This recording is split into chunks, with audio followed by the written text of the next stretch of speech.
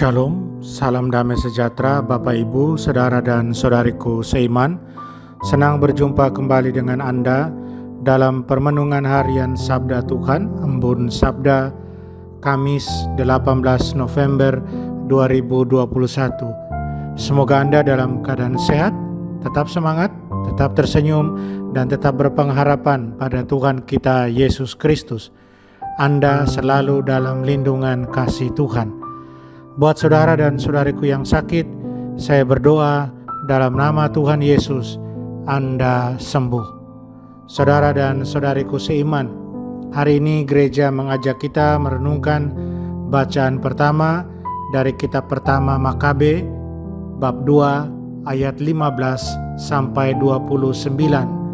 Sedangkan bacaan Injil kita akan dengar dari Injil Lukas, bab 19 ayat 41 sampai 44. Saudara dan saudariku seiman, saya ajak Anda merenungkan tema siap sedia untuk kunjungan Allah. Saudara dan saudariku terkasih dalam Kristus, apa yang memungkinkan kita untuk hidup damai dan harmonis dengan keluarga kita, sahabat kita, tetangga, masyarakat di sekitar kita? Apa yang memungkinkan itu?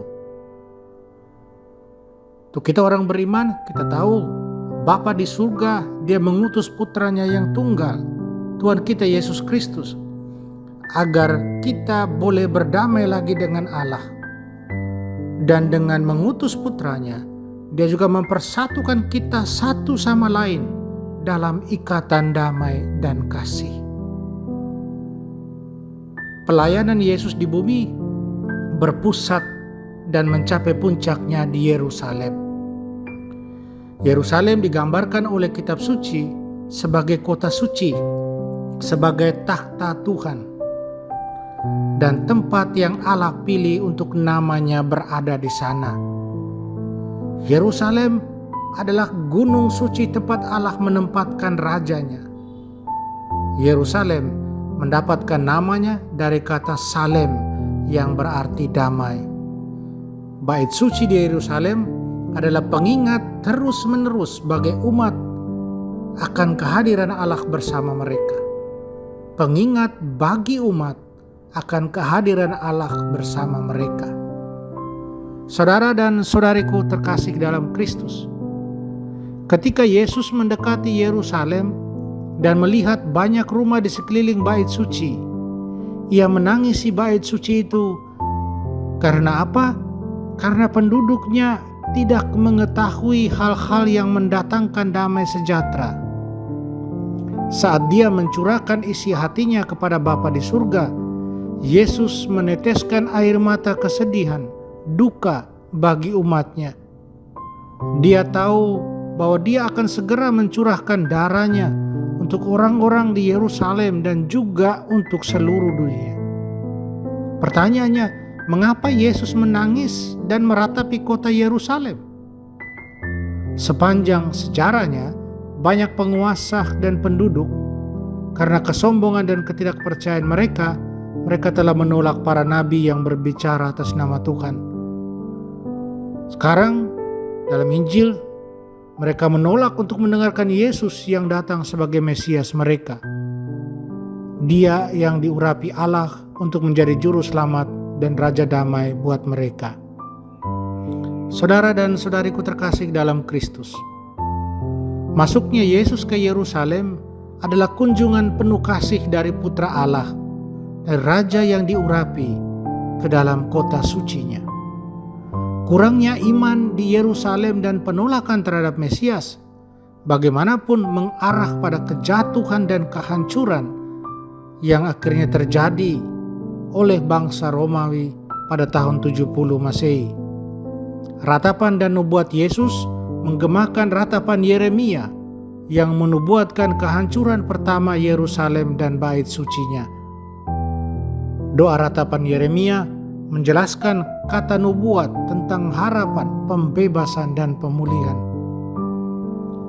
Dikatakan dalam kitab ratapan, tetapi inilah yang kuingat dan karena itu aku berharap. Tak berkesudahan kasih setia Tuhan, rahmat-Nya selalu baru setiap pagi. Sebab Tuhan tidak akan membuang untuk selama-lamanya. Tetapi meskipun Ia menimbulkan duka cita, Ia akan berbelas kasihan sesuai dengan kelimpahan kasih setia-Nya. Karena Ia tidak dengan senang hati menyusahkan atau mendukakan anak-anak-Nya. Yesus adalah harapan dunia, karena Dia adalah satu-satunya yang benar, yang dapat mendamaikan kita dengan Allah dan dengan satu sama lain. Melalui kematian dan kebangkitannya, Yesus meruntuhkan tembok permusuhan dan perpecahan dan mendamaikan kita dengan Allah. Dia memberi kita Roh Kudus-Nya untuk menyucikan kita dan memulihkan kita sebagai umat Allah yang kudus. Melalui Yesus, kita menjadi bait Roh Kudus yang hidup. Tuhan telah mengunjungi umat-Nya di masa lalu, dan Dia terus mengunjungi kita melalui karunia dan karya Roh Kudus-Nya. Pertanyaan buat kita, apakah kita mengenali kunjungan dari Tuhan, kunjungan rahmat penyembuhan dan pemulihan? Saudara dan saudariku, Tuhan menghakimi, Tuhan mengampuni, Tuhan menyembuhkan dan memulihkan kita ke kehidupan baru. Ketika Tuhan mengunjungi umat-Nya, Dia datang untuk menegakkan perdamaian dan keadilan dengan membasmi musuh kita, segala sesuatu yang bertentangan dengan Dia, membasmi kedagingan, keinginan penuh dosa dan keinginan yang berlebihan, membasmi iblis, setan, sumber kebohongan dan pembunuhan. Semua yang memperbudak kita pada ketakutan dan kesombongan, pemberontakan dan kebencian, iri hati dan ketamakan, perselisihan dan kekerasan, dan setiap bentuk kejahatan dan perbuatan salah dibasmi oleh Tuhan yang datang dan menegakkan perdamaian dan keadilan. Itulah sebabnya saudara dan saudariku, Allah menghakimi dan menyucikan umat-Nya, yang memimpin kita dari jalan yang penuh dosa menuju jalan penuh keadilan, kedamaian, kasih, dan kekudusan.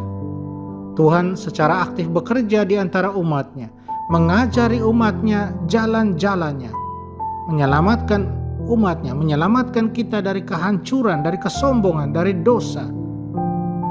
Saudara dan saudariku, apakah penghakiman Allah tidak adil? Kitab suci mengatakan kepada kita, ketika penghakiman Allah dinyatakan di bumi, penduduk dunia belajar kebenaran. Yesaya bab 26 ayat 9. Menghukum dosa jauh lebih ringan daripada apa yang akan terjadi jika mereka yang berdosa tidak diperingatkan untuk bertobat. Tuhan dalam belas kasihan-Nya memberi kita kasih karunia dan waktu untuk bisa berpaling dari dosa. Kapan itu waktunya? Sekarang. Jangan menunda. Jika kita menunda, bahkan untuk sesaat, kita mungkin menemukan bahwa kasih karunia telah berlalu dan waktu kita telah habis. Apakah kita menerima kasih karunia untuk berpaling dari dosa dan berjalan di jalan Allah, jalan penuh kedamaian dan kekudusan? Mari kita selalu bersiap diri menyambut kunjungan Tuhan yang kita tidak tahu kapan itu akan terjadi. Mari kita hidup sesuai dengan kehendak-Nya, kehendak Allah sendiri. Mari kita berdoa. Tuhan Yesus, Engkau telah mengunjungi dan menebus umat-Mu. Semoga kami tidak melewatkan rahmat kunjungan-Mu saat Engkau membawa umat-Mu ke dalam kebenaran dan kesucian hidup.